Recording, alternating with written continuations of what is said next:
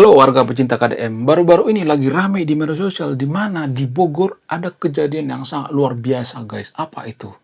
Yaitu tambang ilegal emas makan korban guys. Wow, ada banyak korban guys. Nah yang jadi pertanyaan, apakah hal ini terjadi karena banyaknya pengangguran yang ada di Jawa Barat? Apakah ini berpengaruh atau tidak? Jadi di media sosial itu saya melihat ya, ada banyak komentar-komentar daripada netizen. Ada yang mengatakan bahwa, oh karena ini karena pengangguran sehingga apa? Sehingga orang bekerja di tambang ilegal. Kemudian ada juga netizen yang kontra misalnya, ah nggak mungkin ya. Nah yang jadi pertanyaan, kenapa tambang ilegal emas yang ada di Bogor ini makan korban? Kenapa tidak di-stop oleh KDM sebelum tambang ilegal ini beroperasi? Ya, kemudian kenapa di tambang emas itu selalu makan korban?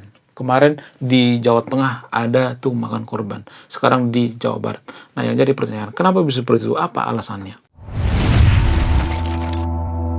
Salah satu alasan yang paling mempengaruhi kenapa tambang emas itu sangat sering memakan korban itu, alasan yang pertama itu karena biasanya tidak mengindahkan yang namanya SOP, Standard Operational Procedure ya.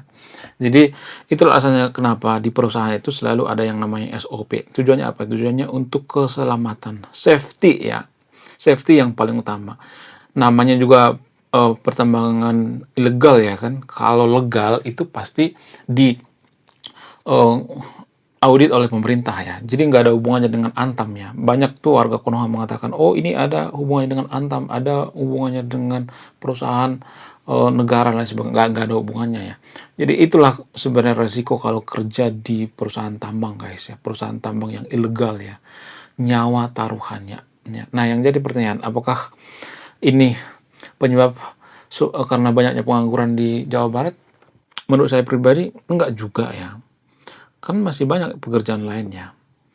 Banyak pekerjaan yang harus dilakukan. Misalnya ada banyak tuh ya, misalnya kerjaan di internet. Nah, sekarang ini kan jadi tukang coding misalnya, ya kemudian tukang jualan goreng misalnya, ada banyak kok pekerjaan ya. Kemudian tukang rongsokan misalnya, ya kemudian tukang bikin video misalnya, ya ada banyak ya.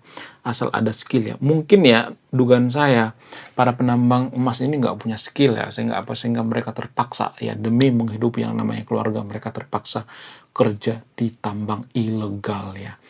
Kemudian bagaimana dengan tanggapan daripada KDM? KDM sebenarnya nggak tahu menahu masalah ini ya. Mungkin tambang ini dulu dirahasiakan ya, nggak dikasih tahu sama orang sehingga apa? Sehingga kalau kita perhatikan itu ya, pas kejadian ini banyak orang yang meninggal karena terlalu lama sampai ke rumah sakit ya. Kenapa? Karena mungkin penambangan itu dalam sekali ya. Sama seperti penambangan emas yang ada di Jawa Tengah zaman dulu ya. Pernah viral tuh ya.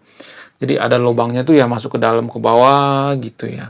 Kemudian dikucur sama air ya, tanahnya gembur dan sebagainya. Makanya sangat rawan sekali yang namanya eh, merenggut nyawa. Namun anehnya keluarga-keluarga daripada korban tidak mengakui bahwa yang korban itu adalah keluarganya. Mungkin bisa saja karena pengaruh daripada ini kan kejahatan ya.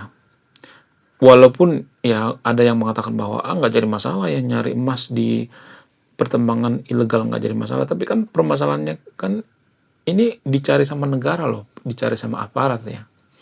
Ya walaupun alasannya macam-macam ya, kerja di pertambangan itu, kerja di tambal ilegal seperti tambang ilegal emas yang ada di Bogor ini karena pengangguran dan sebagainya, ya sah-sah nggak jadi masalah ya. Cuman permasalahannya itu kan negara tidak akan bertanggung jawab ya. Mudah-mudahan Kang Deddy Mulyadi memberikan santunan ya. Tapi kalau saya perhatikan ini sangat-sangat luar biasa ya, kejadian yang sangat luar biasa yang ada di Bogor ya. Ini pertanda bahwa masyarakat kita itu tidak peduli dengan yang namanya SOP ya. SOP itu sangat penting guys untuk apa? Untuk keselamatan kerja. Saya juga pernah kerja di perusahaan ya.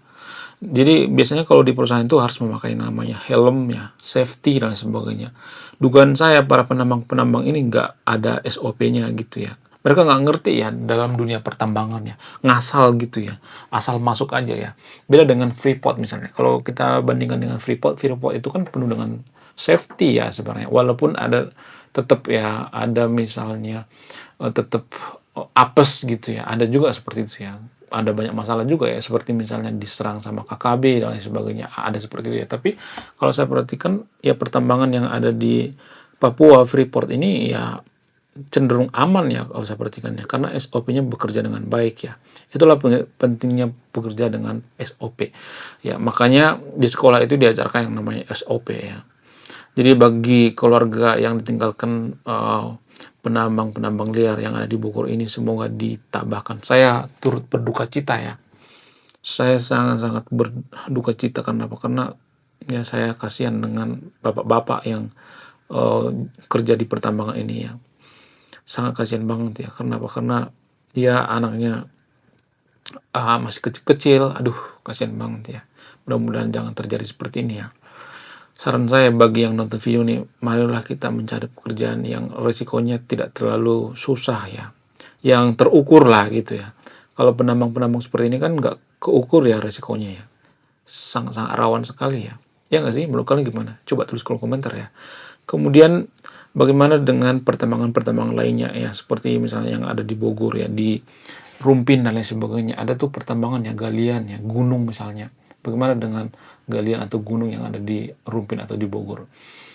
Ya, ada kabarnya yang mengatakan bahwa akan dibuka ya, tapi kita perhatikan ya sekarang ini pembangunan jalan kan belum selesai ya, belum terlalu kuat ya, sehingga apa? Sehingga akan menghancurkan jalan itu sendiri ya. Jadi itulah alasan kenapa jalan di Rumpin di daerah Bogor ya hancur-hancuran. Karena apa? Karena pengaruh daripada pertambangan. Walaupun ya pertambangan atau galian tanah itu dikasih duit ya ke masyarakat, ya nggak setimpal kalau saya perhatikan. Saya setuju dengan KDM ya.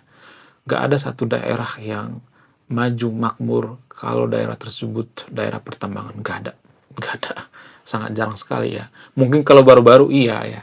Seperti ya pertambangan nikel yang ada di Morowali. Mungkin baru-baru ya. Tapi kalau saya perhatikan itu dengan jangka waktu yang lama nggak ada ya. Nggak ada. Saya setuju dengan KDM-nya.